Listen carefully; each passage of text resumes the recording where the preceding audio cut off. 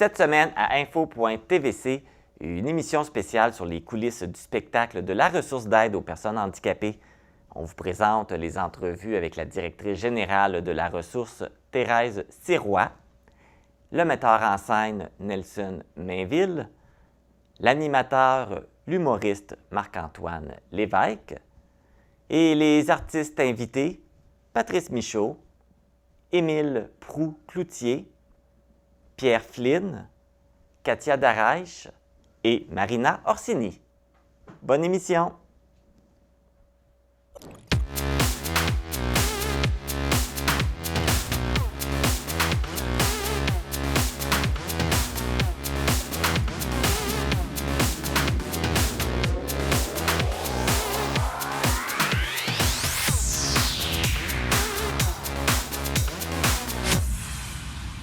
Ici Marc Baudouin, bienvenue à info.tvc, édition du 20 janvier.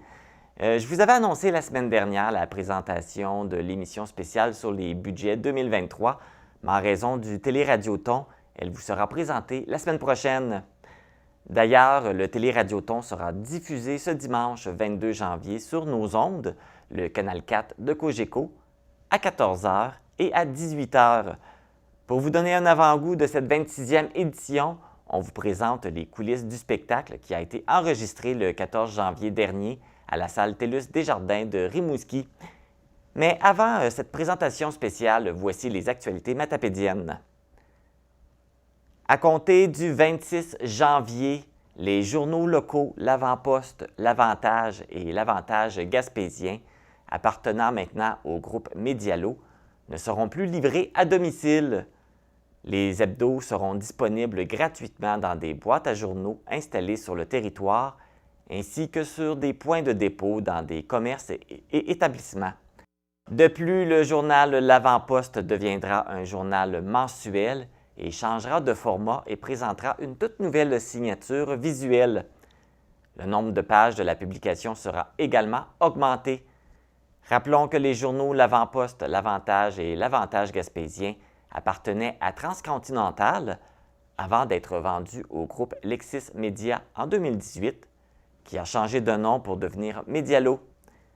La TVC a fait une demande d'entrevue à Médialo pour connaître les détails de ses décisions et sommes toujours en attente d'une réponse. Lors du dévoilement des têtes d'affiche qui seront présentées à l'édition 2023 de la Fête des guitares de Lac-au-Saumon, on annonçait la présence du groupe Salbarbe. Pour des raisons de force majeure, le groupe a été dans l'obligation d'annuler sa participation à l'événement. Le conseil d'administration de la Fête des guitares est heureux d'annoncer que c'est le groupe international canadien Simple Plan qui remplacera le groupe Salbarbe. La prestation du groupe pop-punk se déroulera le jeudi 6 juillet à 22h. Rappelons que l'événement accueille également les artistes internationaux Matt Lang et Rock Voisine. Il est maintenant possible de se procurer son passeport pour assister au spectacle. Pour toute information, consultez la page Facebook La Fête des guitares. Les discussions entre la Ville d'Amqui et Via Rail ont repris dans le dossier du transfert de propriété de la gare. Avant de finaliser l'acquisition du bâtiment par la Ville d'Amqui, les deux parties doivent s'entendre sur qui devra assumer les coûts des travaux nécessaires.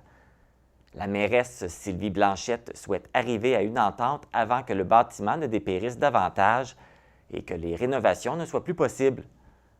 Le transfert de propriété devrait se produire au courant de l'année 2023 et les citoyens d'Amqui seront consultés quant à l'avenir de la gare. Des résidents d'Amqui désirent venir en aide aux personnes itinérantes en ouvrant leurs portes de leur résidence. Cette initiative permettra à une personne dans le besoin d'avoir accès à un lit et un repas. Si vous êtes témoin ou apercevez une personne qui se retrouve à la rue, vous pouvez contacter Sandra au 418-631-6421. Cette personne pourra bénéficier d'un soutien et d'une aide pour être dirigée vers les bons services. Les personnes qui sont sous l'effet de l'alcool ou de la drogue ne pourront être accueillies à la résidence. La Maison des jeunes, la Jeunatech d'Amqui lance une levée de fonds en organisant un souper spaghetti de la Saint-Valentin. Lors de cette soirée, vous serez servi par les jeunes avec une ambiance musicale et tirage de prix. L'événement se déroulera le vendredi 10 février au 24 rue Maisonneuve à Amqui. Pour participer, vous devez acheter votre billet au coût de 12 $ et réserver une plage horaire en composant le 88 629 5122 ou par l'entremise de la page Facebook. L'argent amassé permettra aux jeunes de vivre différentes activités. La Maison des jeunes d'Amqui vous convie également à son Assemblée générale annuelle qui se déroulera le 30 janvier prochain à 18 h à leurs locaux. Il s'agit d'une belle occasion d'en apprendre davantage sur les activités réalisées ainsi que les projets futurs à venir et de vous impliquer en intégrant le conseil d'administration. La Maison des jeunes vous attend en grand nombre. Le compte à rebours est débuté dans un mois. La TVC présente son événement humoristique annuel sous le thème « Ceci n'est pas un bye-bye 2022 ». Tout comme l'année dernière, l'événement sera présenté virtuellement en direct le samedi 18 février à 20 h. Pour vous procurer le lien qui vous permet de visionner l'événement, vous vous rendez sur le site lepointdevente.com. Plusieurs forfaits vous sont offerts. Pour toute information et accéder au lien, visitez la page Facebook de la TVC de la Matapédia. Si vous ne pouvez assister à la présentation en direct, le lien sera valide et accessible la semaine suivante. Le premier bébé de l'année du Bas-Saint-Laurent est un Matapédien. Philémon Cummings, fils de Catherine Morin-Michaud et de Simon Cummings de Lac-au-Saumon, est né à 2h23 le 1er janvier à l'hôpital d'Amqui. À sa naissance, Philémon pesait 3,69 kg. L'enfant et la mère se portent bien. L'école primaire de Valbriand a bonifié son programme musical d'art-études en y ajoutant de nouveaux instruments et un volet de création et de formation auditive. Il était possible pour les élèves d'apprendre à jouer de la batterie, du ukulélé, de la guitare, du violon et du piano. Avec la bonification, les élèves auront maintenant accès au saxophone, à l'accordéon, à la flûte traversière et au chant. L'objectif de l'implantation de la concentration en musique était de permettre aux jeunes passionnés d'éviter d'aller vers Rimouski pour obtenir une formation musicale. Rappelons que c'est en 2021 que l'établissement scolaire a obtenu la reconnaissance officielle du ministère de l'Éducation pour offrir le programme Arts-études. Les jeunes désirant s'inscrire à la concentration musique peuvent s'adresser directement à l'école au 88 742 3279 ou en remplissant le formulaire qu'on retrouve sur le site du Centre de services scolaires des Monts et Marais. Suite à une bonne saison des activités hivernales en gymnase, le groupe de soccer senior mixte récréatif matapédien, les Ballons d'Or, a fait don de 620 $ au programme de futsal L'Assaut de l'école secondaire Armand-Saint-Onge d'Amqui. Le responsable des activités hivernales, Jonathan Proux, a aussi remercié l'Assaut pour le prêt de ballons et de dossards pour toute la saison. Le groupe Les Ballons d'Or, actif depuis l'été 2021, a jusqu'à maintenant remis un total de plus de 3 000 $ en dons à l'Assaut futsal, ainsi qu'au programme sportif L'Alizé du Centre matapédien d'études collégiales.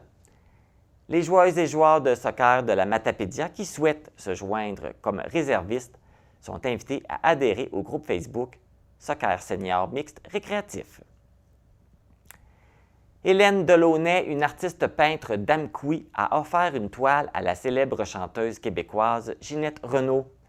L'artiste peintre s'est rendu à la résidence de la chanteuse pour lui remettre son œuvre. Pour la remercier, Ginette Renault, qui a eu un réel coup de cœur pour le réalisme et la précision de son portrait, lui a remis un disque platine. Mentionnons qu'Hélène Delaunay est récipiendaire de 8 médailles pour le rayonnement de ses toiles à l'international. Son souhait est de posséder un jour sa propre galerie d'art. Maintenant, passons aux actualités sportives. Dans la Ligue de hockey senior Desjardins de la Gaspésie, le bar laser de Coz-Abscal a connu 2 revers pour ses 2 premiers matchs de l'année 2023. Le 7 janvier dernier, l'équipe matapédienne s'est inclinée 4-3 en prolongation face aux Nordais de la Haute-Gaspésie. Les marqueurs de l'équipe furent Ludovic Lefrançois avec 2 buts et William Champagne avec 1 but. Le gardien Vincent Morin a fait face à 46 tirs. Lors de la partie du 14 janvier, c'est une défaite de 4-2 face à la Fondation BA de Trois-Pistoles qu'a subi le bar laser. Les 2 buts ont été marqués par Jean-Michel Leclerc et William Champagne. Le gardien Alexandre Michaud était de retour et a fait face à 31 tirs. Le prochain match aura lieu ce samedi 21 janvier à 20h à l'Aréna Gérard-Duchesne à Cozapscal. L'équipe locale recevra les Corsaires de Forillon. Cette fin de semaine avait lieu le 44e tournoi Pee-Wee Bantam de Rivière-au-Renard en Gaspésie. L'équipe de jeunes matapédiens Lavallée dans la catégorie Pee-Wee A a connu un parcours sans faille. C'est avec une victoire de 5-0 en finale contre les Caïens de Bonaventure-Passepébiac que l'équipe a remporté les honneurs. C'est ce qui complète les actualités matapédiennes.